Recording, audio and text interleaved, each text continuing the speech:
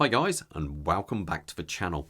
Before I get started, if you have an interesting watch or you'd like to see it reviewed on the channel and you're based in the Midlands area of the UK, let me know. I'll leave my email in the description below.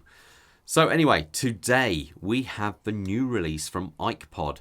Now, Ikepod are a brand which have only been around since the early 90s, and they've done some really funky watches. One thing I like about them is they have their unique design language and they don't deviate from it. And I kind of like that. You love or hate it, it's always nice when you see an actual brand stick to its core kind of credentials and don't care what other people do. They just do their own thing, and Ikepod is definitely one such brand. Now, before I get too far into this review, I've got to say a massive thank you to the team over at First Class Watches of Kenilworth. They've got so many interesting brands which you don't always see, like this Ikepod there. So if you're in the Midlands area, I'd strongly recommend popping into their shop. If you're a little bit further afield, well, don't worry, I'll leave their link in the description below and at the bottom of the page now. All I ask is that you do mention the channel. So anyway, let's talk sizes. We are talking 43.8mm, a thickness, get ready for it, 17mm. Now I know so many people are complaining already, but you've got to remember a lot of that is that crystal there. And many manufacturers do not give true sizes. They actually measure to the metal. They don't measure to the crystal. If you were to do that, you'd probably take a good 3mm off this at least.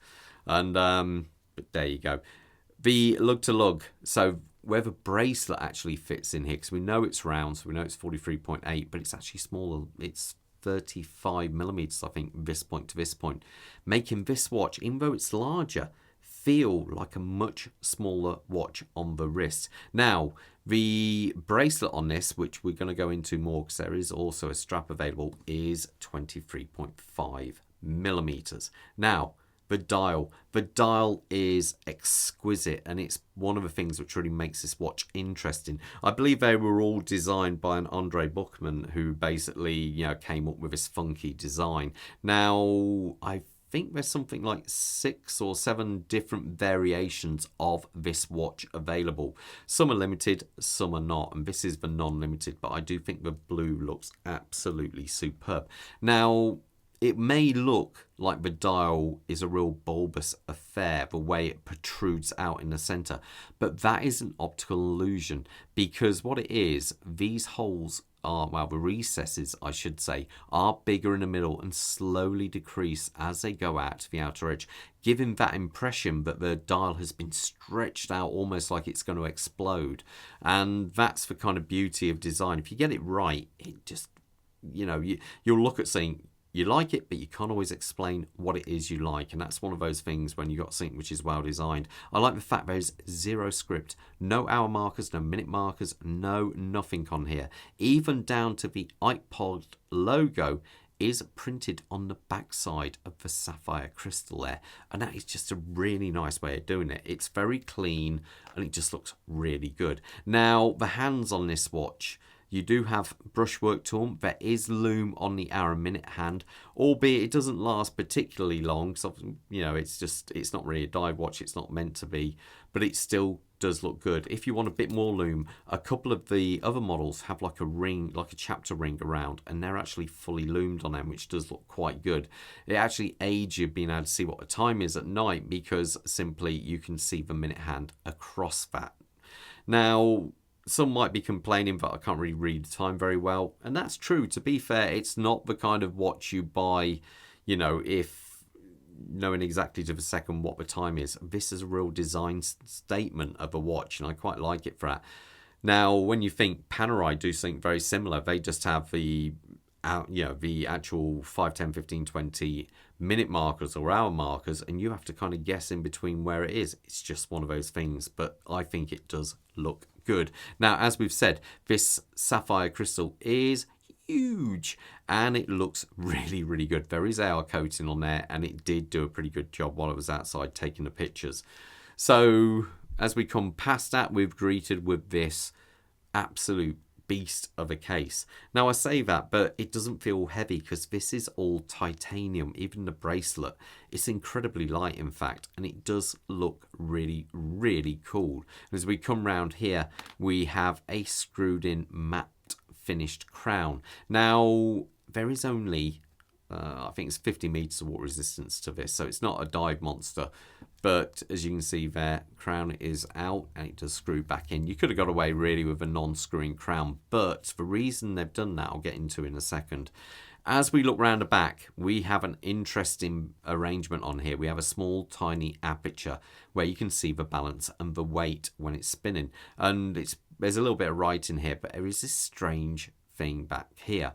Now, just a quick one first. I did put this on a time grapher. I think it was pulling about +2 seconds. The movement, they do actually state as being new old stock ETA 2824s. Now, you may be saying, if I'm buying a new watch, why am I only getting a new old stock movement? Well, the simple fact is, unless you're in a swatch group, they will not allow you to, they will not sell you these movements. You have to get a Solita or an STP or one of those clone versions. So that is quite an interesting one, but they do say that. But as it's quality movement, 25 joule, 38 hour power reserve, I say +2 on the time grapher. Now, you may be thinking, how on earth do I service this watch? Because I can't get it out the back. So I reckon this comes down to why this has got a screw down crown. Because this kind of watch, you will have to load it in from the front. And obviously you can't if this is there. So this is what's called a split stem. If you were to pull, don't do this, but yeah, if you were to pull really hard, this will come apart from the stem on the inside. There's normally like a joint like this, and it's slightly bulbous in the middle, so it will lock together and then it will open.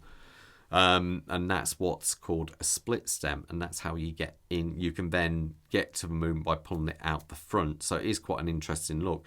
You do have this on the back of the movement there, and I reckon that is a screw to secure the movement to the actual case, and I think they've done it like this so no one will try doing it. I remember back in the day when Bell & Ross first started, he used to have a screw on the back saying do not unscrew, and of course when you tell people not to do something, they tend to want to do it. And that's what I reckon that's for. And that's why it's got like a security screw on there. But anyway, I digress. So the bracelet, I think, is a very funky, cool looking bracelet. We have this kind of all brushwork going along there. I believe it is a pin and collar system. And it just looks superb, being that it is all titanium. Now, if this doesn't take your fancy, in the box, you also get a silicone strap to apply in there. Now, I think this would look great if it was a blue to match the blue colour on this. But it is what it is. It feels very, very nice, this does. It comes with a special keeper for locking it down. Superb, really, really nice. Now, this one is a butterfly style, and there's no micro adjustment. You just have to rely on these very small links here. To be fair, they're small enough that I reckon you could get a good fit. Let me put this on my wrist so you got an idea how it looks. Quick wrist check. I'm wearing a Rolex SD4K. Had to think about it. I think Long's been discontinued for about 6 years, give or take. And Bob has the PRX Forged Carbon, which is a very cool watch, I have to say. Now, my wrist size is 7¼ inches, which in metric, I think is 18.5 centimeters. Strange how I say that, because I actually deal in metric all the time rather than inches, but for some reason, wrist size is just known as that. As you can see, I think it looks really good. It's a lot smaller than you think, and when you can see there, it really does hunker down into the wrist, and it doesn't look as big as what you'd actually think. Yeah, when you compare it to the side of a Rolex, it's actually probably, the thickness of the case itself is probably smaller than that Rolex, and I think it looks superb. It's not going to be a watch for everyone. You know, unfortunately, being when it's not a big brand, you're not going to get loads of people going out and buying this, but yeah, it's, unfortunate for them because this is something that little bit different. Anyway, guys, I'm going to leave you to it at that, and most importantly, you stay safe out there. Take care. Bye.